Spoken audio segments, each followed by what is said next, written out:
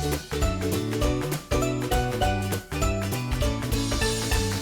bugün Татар китабы йортында, нәқ шушы станокта 20-нче йөзнең 2нче яртысында китаплар, гәҗитләр бастырылган. Бу йорт 19-нчы гасырда төзелгән. Һәм менә бу бизәкләр, баскыч нәқ шул чордан сакланган. Бу көзге алдыннан Шәриф Камалга кунакка килгән Мансур Музафаров, Кәрим Тинчурин, Салих Сайдашев узганнар.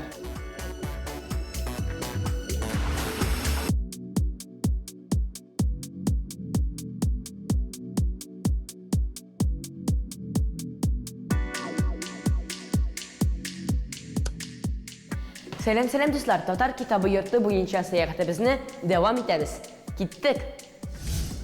Дуслар, әйткәнемчә, Татар китабы йортында Шәриф Камалның музей фатиры да урнашкан. Шәриф Камал 1884 елда хәзерге Мордовия Республикасының Пешнә авылында мулла гаиләсендә туа. 17 яшенә кадәр ул авыл мәдрәсәсендә белем ала. Аннан соң инде ул үз тормышын үзе күрә башлый. Тимер юлда да эшли, балыкчы да була. Ләкин шул вакытта үз белемен дә арттыра. Кахира һәм Истанбул шәһәрләрендә белем ала. Ул Санкт-Петербургта Нур гәҗитендә эшли. Шул вакытта аның беренче шигырьләре чыга. Аннан соң Оренбургта Вакыт гәҗитендә эшли башлый. Казанга 1925 елда килә. Инде 1928 елдан 1942 елга кадәр ул гаиләсе белән бу йортта яши. Бу бүлмә Шәриф Камалның эш бүлмәсе. Менә бу өстәлдә аның кулъязмалары һәм улының фронттан килгән хатлары саклана. Менә бу мичне язучы Бөек Ватан сугышы вакытында үзе чыгарган. Музейда язучының шәхси китапханәсе дә саклана. Дуслар, сез Шәриф Камалның нинди әсәрләрен беләсез?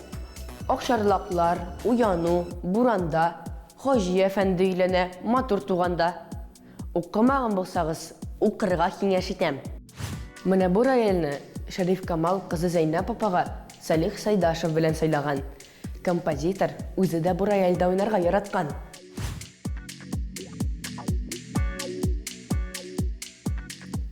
Дуслар, музейда электрон форматта язучылар турында мәгълүматлар бик күп.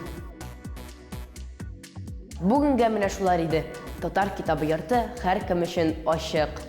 Туган як тарихын өйрәнегез, танылган шәхесләрне белегез. Бүгенгә сау булыгыз.